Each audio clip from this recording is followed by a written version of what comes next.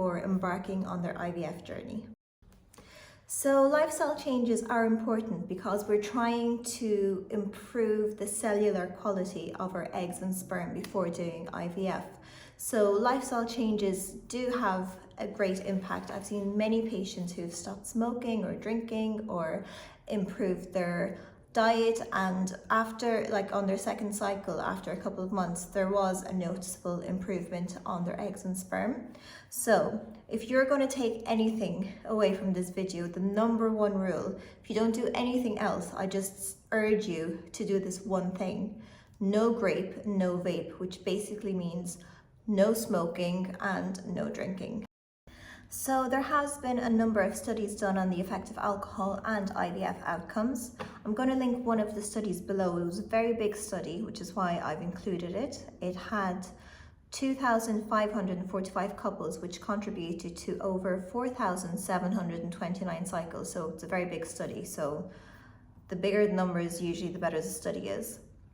And they found that just increasing one unit of alcohol a week reduced your egg quantity by 13%. And if you have done IVF before, you know every egg counts, because every egg potentially could be a potential baby. Another thing to note as well, that the couples who had more than 4 alcoholic units, which is basically 2 pints a week, anyone who had more than that had a 21% less take-home baby rate than the couples who stuck to the 4 units a week. 21 is quite high, it's like 1 in 5. So if you're doing IVF, I would recommend completely stopping the drinking. If you can't, stick to less than 4 units. If you are the female watching this, I would recommend you put more effort, because studies have shown that women are more adversely affected to the effects of alcohol than men. Ideally, both partners should stop. If you do smoke or vape as well, I would strongly recommend preferably quitting, but that's easier said than done, but really trying to reduce as much as possible.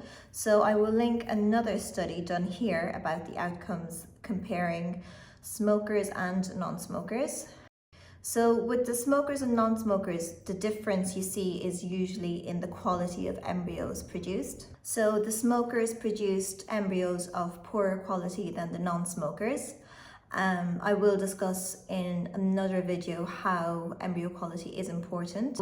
Smoking and drinking, ideally quit. If you can't, reduce as much as possible. Always look for the alcohol content in the drinks you're drinking.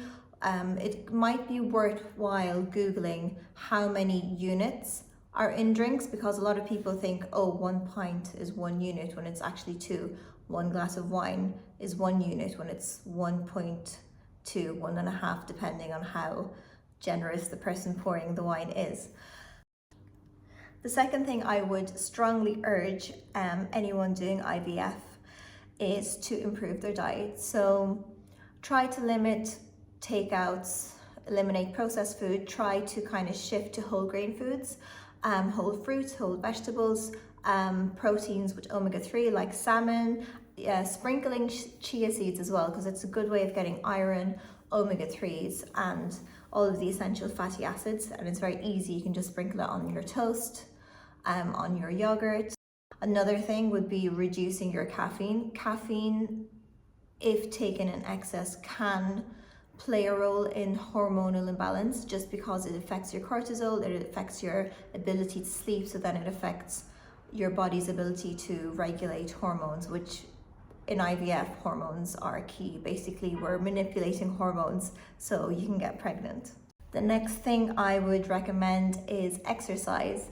So this is an interesting one. So for women, I would not recommend high intensity interval training, HIIT training, because it does interfere with your cortisol balance, and like female bodies, naturally we're not meant to be kind of running all the time, and studies have shown people with like lower fat, people who do strenuous exercise, their hormone balance tends to be off kilter.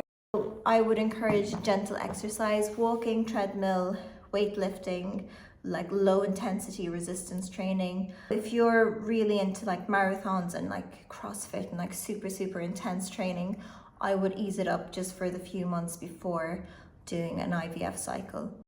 I would also make an active effort to manage stress, which is easier said than done because it's so annoying when you're going through IVF and everyone's like, oh, just relax, take a holiday, do this. It's like so infuriating because it's very hard to relax when you have like to balance work, doctor's appointments, taking shots, reading up on what to do, trying to be healthy, trying to exercise but not exercise too much, trying to be functional when you're feeling tired and bloated, but then you don't want to drink too much coffee because it messes up your cortisol. Then you have to focus on sleeping properly because it makes all your hormones good, but then you can't sleep because you're stressed. So it's easier said than done. But that being said, I would try to put aside 5 minutes a day for either meditating, deep breathing, or journaling, just because it does help.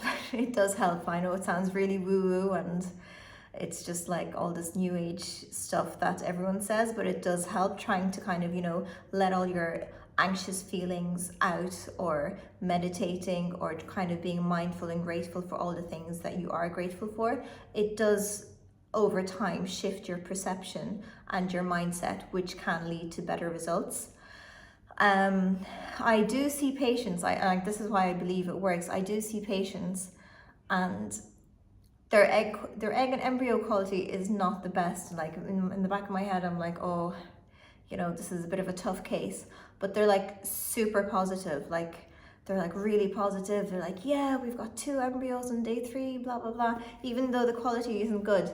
And they always end up getting pregnant. And I think it's definitely mind over body. This is anecdotal, of course, like there's no studies being shown. So you can't go around saying, if you're happy, you'll definitely get pregnant. But a lot of people as well swear by acupuncture.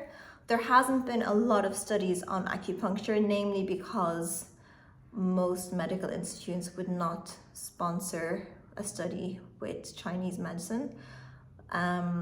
But a lot of doctors would say it's a placebo effect. But at the end of the day, what I say is a placebo effect is still an effect. So you could try acupuncture. Sometimes it relaxes people, sometimes it works. Why not?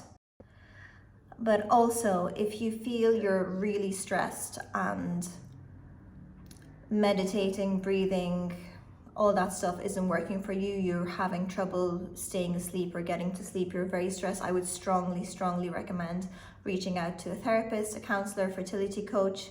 Just talk to someone, because it's a very tough time to be in, and if you don't manage these feelings, they can tend to grow.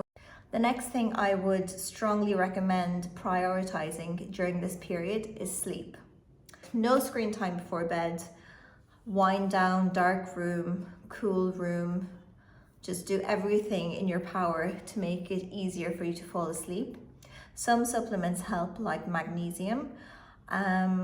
Some places you can get melatonin, which does help you fall asleep. But I would also strongly recommend talking to a doctor if you rely heavily on something strong like melatonin to get used to sleep. And also you have to clear with your doctor if magnesium and melatonin supplements are okay for you to take while you're doing your IVF. Try to get at least 7 to 8 hours quality sleep every night. So another thing I would recommend is taking supplements. So anyone trying to conceive, whether it's IVF or not, has to take folic acid, because it has been proven to decrease the chances of neural tube defects like spina bifida.